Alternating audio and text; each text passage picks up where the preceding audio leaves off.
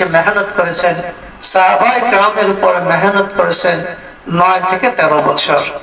এই জিনিসগুলো শিখিয়েছেন প্রিয় নবী মুহাম্মদ রাসূলুল্লাহ সাল্লাল্লাহু আলাইহি সাল্লাম।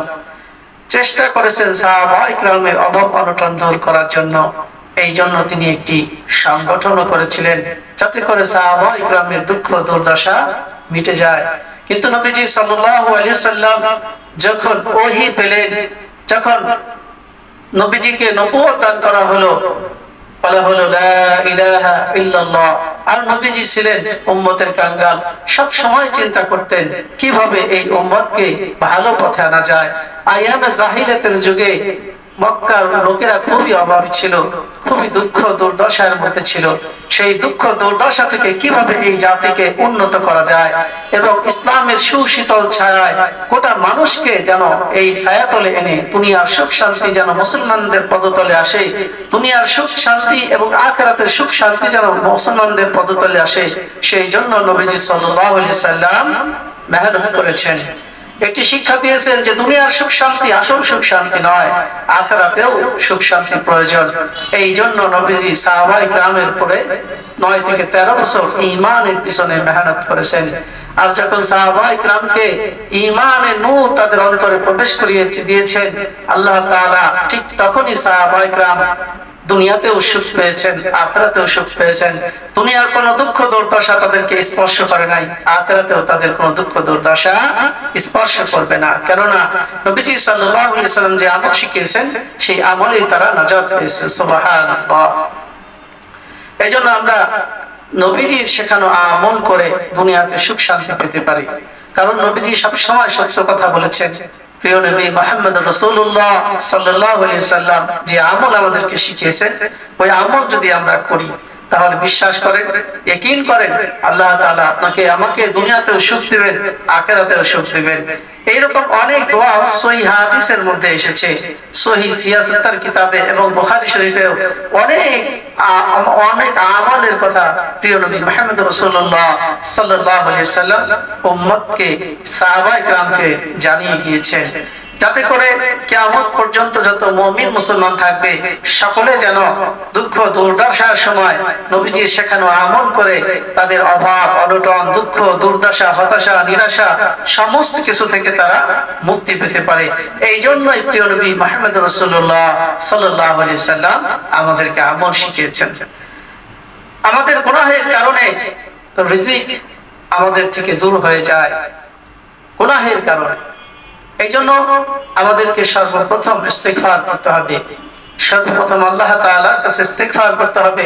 প্রিয় নবী মুহাম্মদ রাসূলুল্লাহ সাল্লাল্লাহু আলাইহি সাল্লাম প্রতিদিন 70 থেকে 100 বার, কোন কোন রিওয়ায়াতে আছে 100 বার, আবার কোন কোন রিওয়ায়াতে আছে 70 বার, যার আগে পরে সমস্ত গুনাহ মাফ, যাকে জান্নাতের সুসংবাদ দেওয়া হয়েছে, যিনি আল্লাহ তাআলার সৃষ্টিকর্তার হাবিব, তারপরেও তিনি প্রতিদিন 100 বার ইস্তিগফার করেছে।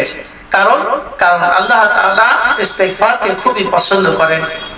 যেই বান্দা নিজের আমিত্বকে মিটিয়ে, নিজের অহংকার হিংসা বিদ্বেষকে মিটিয়ে আল্লাহ তাআলার কাছে ছোট হয়ে যায়, আল্লাহ তাআলা ডেকে বলে, ও আমার বান্দা, তুমি আমার কাছে ছোট হয়ে গেছো, যাও যাও যাও, আমি তোমাকে বড় বানিয়ে দেব। সুবহানাল্লাহ। এইজন্য আল্লাহ তাআলার সিফাত নাম রয়েছে, দোয়া রয়েছে, এগুলো আমরা করব। যখন আমরা আল্লাহ তাআলাকে ডাকবো তো আল্লাহ তাআলা আমাদেরকে দুনিয়াতেও কল্যাণ দিবেন, আখিরাতেও কল্যাণ দিবেন। এজন্য আল্লাহ তাআলা বলেছেন, বান্দা তুমি আমাকে স্মরণ করো, আমাকে স্মরণ করো। তুমি যখন বিপদে পড়ো তখন তুমি কোন গাছের কাছে চেও না, মাছের কাছে চেও না, কোন ব্যক্তির কাছে চেও না। সাহাবায়ে কেরাম তো যখনই কোন সমস্যায় পড়তেন, অভাব অনটন থাক, যত কিছু যাই থাক, যখন যা প্রয়োজন হতো নবীজি সাল্লাল্লাহু আলাইহি সাল্লামের কাছে চাইতো। আর আল্লাহ তাআলা দয়া করে মায়া করে নবীর আমলের উপরে আমল করার কারণে আল্লাহ তাআলা তাদেরকে নসরত করতেন। সুবহানাল্লাহ।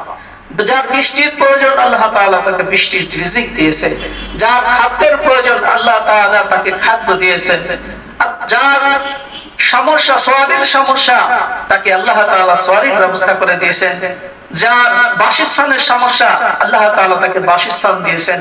আল্লাহ তাআলা বলেছেন ওয়াস্তাঈনু বিস-সাবরি ওয়াস-সালাহ ইন্নাহা লাকাবীরাতুন ইল্লা আলাল খাশিঈন। ও আমার বান্দারা, তোমরা 2 রাকাত নামাজ পড়ো, তোমরা 5 ওয়াক্ত নামাজ পড়ো, তোমরা নফল ইবাদত করো, ওয়াজিব ইবাদত করো, জুমার নামাজ পড়ো, তোমরা নফল নামাজ পড়ো, চাষের নামাজ পড়ো, তোমরা সালাতুল হাজাত নামাজ পড়ো, তোমরা তাহাজ্জুদের নামাজ পড়ো। আমি আল্লাহ তাআলার কাছে চাও তো আমি আল্লাহ তাআলা তোমাদেরকে দিয়ে দিব। সুবহানাল্লাহ। আল্লাহ তাআলা বলে আমার কাছে যে চায় না আমি তার উপরে রাগ হই। এজন্য আল্লাহ তাআলাকে সঠিকভাবে ডাকতে হবে, সঠিকভাবে ডাকতে হবে। এক বেদুইন, এক অগ্নি পূজারও, সে অনেক দিন ধরে একটা নাম জপতেছিল। এটা আপনারা ঘটনা অনেকেই জানেন। ভুলবশত সে সমাদ বলে ফেলেছে। তার এক মূর্তির নাম ছিল, সেই নামে ডাকতেছিল, কিন্তু ভুলে ভুলে সমাদ হয়ে গেছে। সমাদ শব্দের অর্থ হলো বেনিয়াজ, অমুখাপেক্ষী। যখন এই নাম হয়ে গেছে আল্লাহ তাআলা ওই বান্দার ডাকে সাড়া দিয়েছে। সুবহানাল্লাহ। তো এই কারণে যে আল্লাহ তাআলাকে সঠিক নামে ডাকতে হবে। সঠিক নামে যখন আমরা আল্লাহ তাআলাকে ডাকবো তো আল্লাহ তাআলা একই বিশ্বাসের সাথে ডাকলেই আল্লাহ তাআলাকে পাওয়া যাবে। আর একবার দুইবার না, সাহাবায়ে কেরাম যখন একবার দুইবার আমল করতো, কোনো কাজ হতো না, আবারও করতো, আবার কাজ হয় না, আবারও করতো, কাজ হয় না, আবারও করতো, এভাবে করতেই থাকতো। আর আল্লাহ তাআলা এটাই পছন্দ করেন যে বান্দা যেন সবসময় আল্লাহ তাআলার কাছে চাইতেই থাকে। সুবহানাল্লাহ। এজন্য সর্বপ্রথম ইস্তিগফার করতে হবে, গুনাহ থেকে নিজেকে পাক পবিত্র করতে হবে।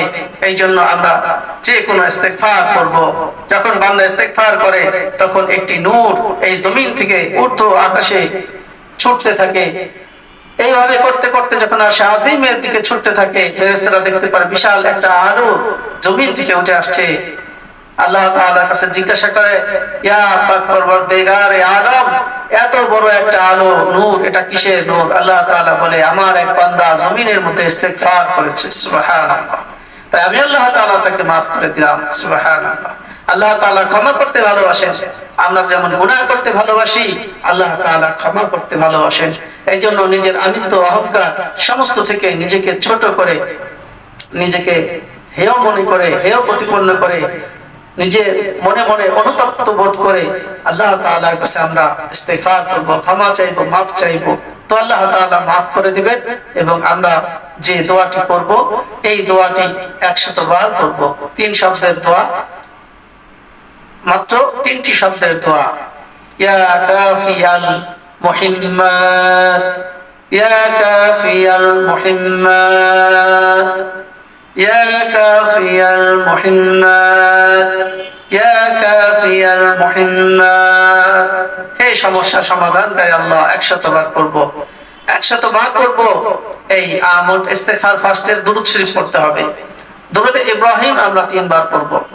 আমরা সবাই জানি দুরূদ শরীফ পড়লে কত ফজিলত, কত লাভ। আমরা এই দুরূদ শরীফ পড়ে নেব মাত্র 3 বার। তারপরে ইয়া কাফিয়াল মুহিম্মাত, ইয়া কাফিয়াল মুহিম্মাত, ইয়া কাফিয়াল মুহিম্মাত। হে সমস্ত সমস্যা সমাধানকারী আল্লাহ। এইটার অর্থ এরকম আসে যে আপনি আমার সমস্যা সমাধান করে দিন, আপনি আমার যাবতীয় সমস্যা দূর করে দিন। ইয়া কাফিয়াল মুহিম্মাত, ইয়া কাফিয়াল মুহিম্মাত, এভাবে বলবো। এরকম 100 বার পাঠ করার পরে আমরা নবীজির শেখানো এই দোয়াটি পড়ব। আল্লাহুম্মা ইন্নী আউযু বিকা মিনাল হাম্মি ওয়াল হুজনি ওয়া আউযু বিকা মিনাল জুবনি ওয়াল বুখলি ওয়া আউযু বিকা মিন গালাবাতিদ দাইন ওয়া কাহরির রিজাল। এই দোয়াটা পড়ব। এই দোয়াটা পড়ব মাত্র 11 বার। মাত্র কতবার? 11 বার। আবার দুরূদ শরীফ পড়ব 3 বার। এভাবে করে আমরা ফজরের নামাজের পরে, ফজরের নামাজের পরে এই আমলটা করব। আর আমরা সকলেই জানি ফজরের নামাজে যখন নামাজ পড়ি তো আল্লাহ তাআলা অত্যন্ত খুশি হয়ে বান্দার জীবনে সমস্ত মনের আশা পূরণ করে দেন। সুবহানাল্লাহ। 5 ওয়াক্ত সালাতের মধ্যে ফজরের নামাজটা অত্যন্ত গুরুত্বপূর্ণ। তারপরে সুন্নত, ফজরের সুন্নতের মর্যাদা অনেক বেশি, প্রায় ওয়াজিবের কাছাকাছি। এজন্য ফজরের নামাজের গুরুত্ব অপরিসীম। নবীজি বলেছেন, যদি কেউ ফজরের নামাজের ফজিলত জানতো, লাভ জানতো, তাহলে হামাগুড়ি দিয়ে হলেও মসজিদে গিয়ে উপস্থিত হতো। আমার মনে চায় যে ফজরের নামাজ যারা পড়ে না, তাদের যারা ঘুমিয়ে থাকে, তাদের বাড়ি ঘর আগুন দিয়ে জ্বালিয়ে দেই, কিন্তু ওই বাড়িতে বাচ্চা আছে, মাসুম বাচ্চা আছে। সুবহানাল্লাহ। আল্লাহ তাআলা আমাদের সকলকে পাঁচ ওয়াক্ত সালাত আদায় করার তৌফিক দান করেন এবং ফজরের নামাজের পরে আমরা ইনফিরাদি আমলের মধ্যে এই আমলকে গণ্য করে নিব, এই আমলকে গণ্য করে নিব।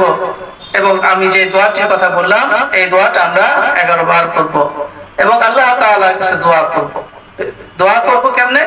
দোয়া করব যে আল্লাহ, আপনি আমার রিজিক দান করেন, আমার রিজিককে প্রশস্ত করে দিন, আমার হায়াতের মধ্যে রিজিককে প্রশস্ত করে দিন, আমার পরিবারের রিজিককে প্রশস্ত করে দিন। ইয়া আল্লাহ, ইয়া মাবুদ, আমার জীবনের সমস্ত সময়টাকে আপনি দুনিয়াতে কল্যাণকর করে দিন। ইয়া মাবুদ, ইয়া রহমান, ইয়া আহকামুল হাকিমিন, আপনি আমার ছেলে সন্তানের মধ্যে রিজিককে প্রশস্ত করে দিন, উত্তম করে দিন, কল্যাণ দান করুন। এভাবে আপনার যত মনের চাহাত আছে, ইচ্ছা আছে, ইনশাআল্লাহ আল্লাহ তাআলা তৌফিক দান করেন, আমরা যেন সকলেই আমলটা করতে পারি। এইভাবে লাগাতার আমল করতে হবে, সব সময় ধারাবাহিকভাবে যখন আমরা আমলটা করব, তো আল্লাহ তাআলা আমাদেরকে মহব্বত করে ভালোবেসে আমাদের দুনিয়ার জীবনকে সুন্দর করে দিবেন, আখিরাতের জীবনকেও সুন্দর করে দিবেন।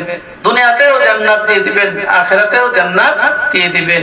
সাহাবায়ে কেরামের জীবন তো দুনিয়াতেও আমরা শুধু জানি যে সময় কষ্ট ছিল সাহাবায়ে কেরামদের, তখনকার ঘটনাগুলো জানি, কিন্তু সাহাবায়ে কেরামের স্বর্ণের যুগ গিয়েছে, যে সময় সাহাবায়ে কেরাম অনেক সুন্দর জীবন যাপন করেছে। আল্লাহ তাআলা, মহান আল্লাহ তাআলা তাদেরকে দুনিয়াতেও সুখ আর শান্তি দেওয়ার জন্য গনিমতের মালকে হালাল করে দিলেন। সুবহানাল্লাহ। এক সময় ছিল গনিমতের মাল নেওয়া জায়েজ ছিল না। আল্লাহ তাআলা পয়গম্বরের মহব্বতে ভালোবেসে এই উম্মতকে এই নিয়ামত দিলেন, সেটি হচ্ছে গনিমতের মাল হালাল করে দিয়েছেন, জায়েজ করে দিয়েছেন। সুবহানাল্লাহ। এজন্য সাহাবায়ে কেরামের দিন কি হয়েছে? ঘুরে গিয়েছে। সাহাবায়ে কেরামের দিন দুনিয়ার সমস্ত কিছু সুন্দর হয়ে গেছে।